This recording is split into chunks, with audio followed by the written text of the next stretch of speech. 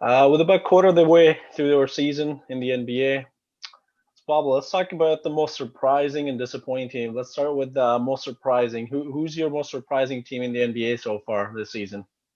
I got to tell you, this season is going to be unlike any other in the NBA. I'm really looking forward to seeing the fireworks, and we're in full swing here. We're in full swing here in the NBA season.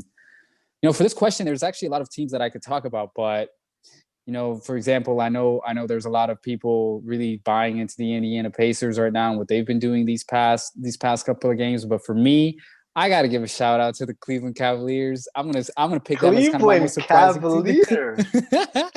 The Cleveland Cavaliers are my most surprising team for now. Obviously, everyone knows what's been going on in Cleveland since LeBron left. The team and the franchise haven't obviously been the same. They've been on a downward direction. They've got some young pieces. The role players, I should say, have played more of a bigger, have had a bigger impact than I think most people expected. I look at someone like Andre Drummond, who's leading the league in rebounding. I look at people like Larry Nance Jr., who's leading the league in steals. I look at what they were able to acquire in the James Harden trade.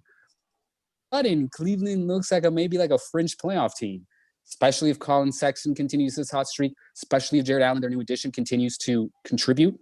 I think you can see Cleveland squeak into the playoffs and kind of speed up their rebuilding process on a larger scale than I think anyone anticipated before the start of this season.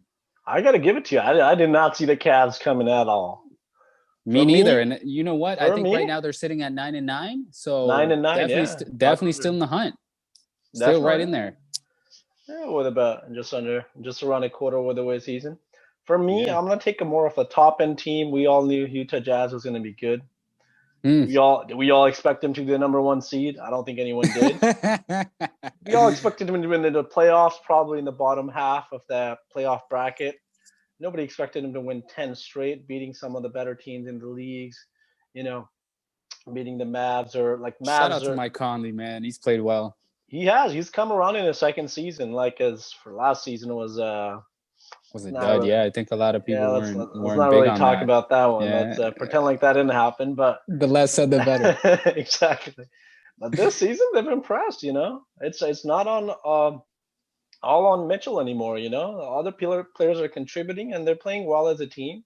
We all know they always play great defense, but their offense has come around. They're beating some of those teams in high scoring matchups, and I don't think I personally thought they would win 10 straight, but it's a COVID season. There's a lot of different things going on. They have played some teams who were kind of shorthanded, so I'm sure that has kind of factored in. But overall, I still don't think nobody's come even close to winning 10 games in a row this season. So I think hasn't happened in a while actually in the NBA. Yeah. So I would say I'll take Utah Jazz as my most surprising team thus far into the season.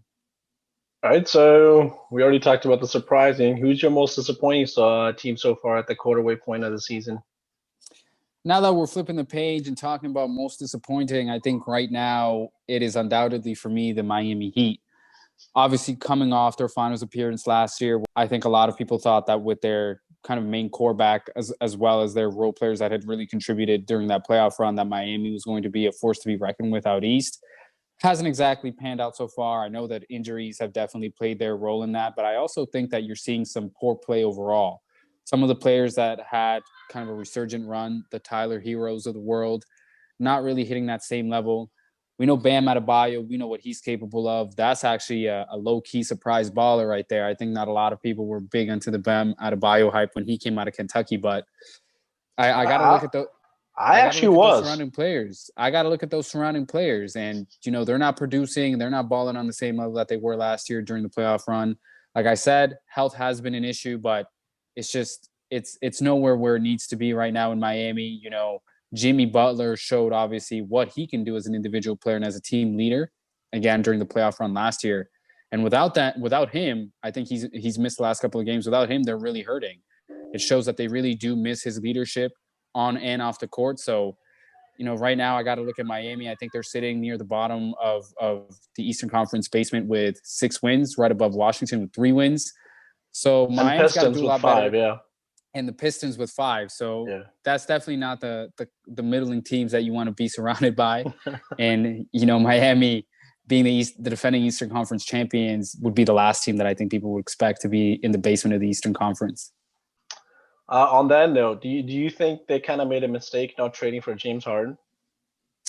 I think Miami is being a victim of their own success at the moment. I think obviously nobody expected that Herculean effort from Jimmy Butler in the playoffs and in the finals last year, and no one expected them to actually get to and take the Lakers to 6 games. So now that happened, I think there was a lot of stock put into, like I said, the role contributors, some of the star, not superstar players, and there was a lot of hope that they would be able to maintain that level of play. And obviously, we're seeing that necessarily hasn't been the case. So I think Miami was a victim of its own success because they weren't able to get another bona fide superstar. And hence, they're kind of paying the price. Like I said, we're seeing what the team is capable of without Jimmy Butler on the floor. And obviously, Goran Dragic has also been missing some time, and he's a big piece especially when it comes to orchestrating the offense. So I think, yeah, they've been a victim of their own success. I think if they had made that deep finals run, I think Pat Riley and management would have been more willing to retool the roster, make some more moves. But because they did make the finals run, I think there was a lot of hope and confidence in the squad as presently constructed, and it just hasn't panned out this season. It's going to be a long way back. So, but do you think they should have traded for James Harden? Maybe I traded away Hero and Robinson. Let's say they had to give up both pieces. I honestly think me being in their shoes, I would pull the trigger.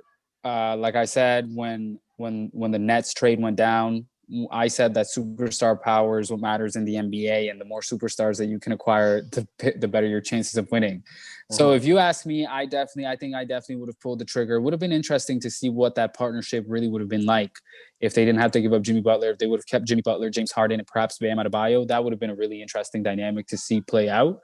Right. Obviously, we won't get the chance and we will never know. But yes, me personally, I probably would have pulled the trigger on a James Harden trade had the offer been reasonable enough. I think if you're asking, obviously, for half of their contributors, Tyler Hero, Duncan Robinson, and if you want to include Bam Adebayo in that trade, I think that's too much.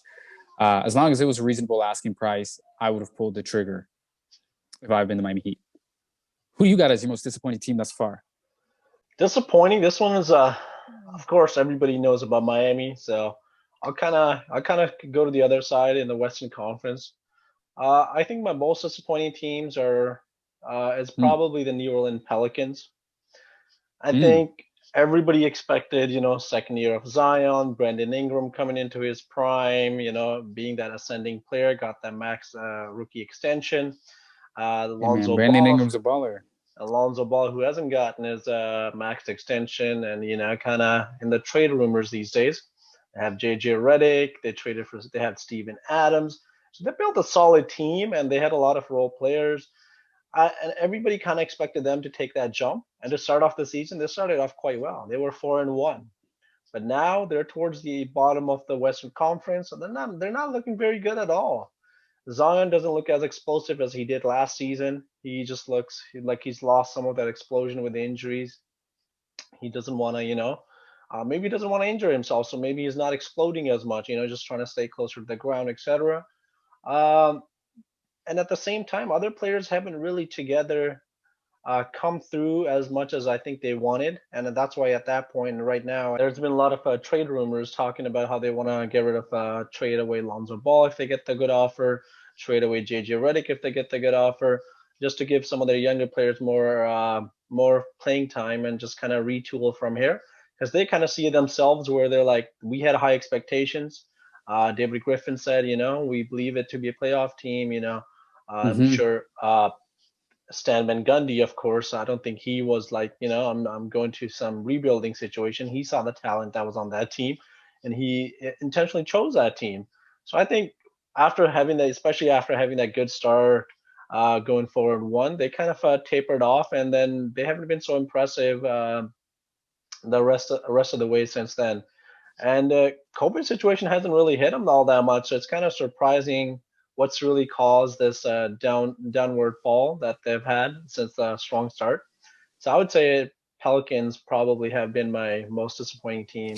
after the Miami Well, Heat. now that you've touched on this, let me ask you something. Do you actually think that the hire of Stan Van Gundy was the right one? Do you think that coaching may actually have something to do with the slide and the failure to Well, meet expectations in New Orleans? well, we all know Stan Van Gundy is not an offensive coach. We saw what he did for years in Detroit, absolutely nothing. But then I get the same time, that's Detroit. Dwayne Casey had success in Toronto. He goes to Detroit. Haven't heard of the guy since.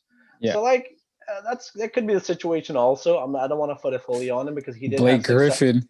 He did have like Stan Van Gundy did have success back in with Orlando. Like those were his like coming up days, coming out party for him, That and was that's his where he prime. got it. Yeah, that's where he got Peak Stan Van Gundy. Absolutely, yeah. So he that at that time, I maybe he was surrounded with great assistants who put in those offensive schemes because we know he's not really much of an offensive coach, but Minded coach, yep. exactly. So they have good defensive players on that team of the Pelicans, so they should be better defensively. They did start off a little bit relatively good, but then they've kind of tapered off in that department too. So I don't know if players don't really care much what he has to say. Maybe he can't really connect with the younger players. Maybe he's a bit old of an older mind.